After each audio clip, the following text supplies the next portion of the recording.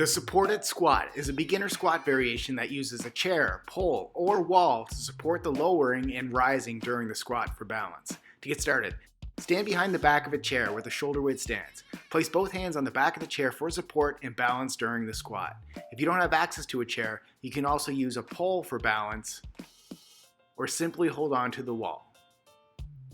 With your feet firmly planted into the floor, begin the squat by first bending at the hips, then the knees to descend back and down.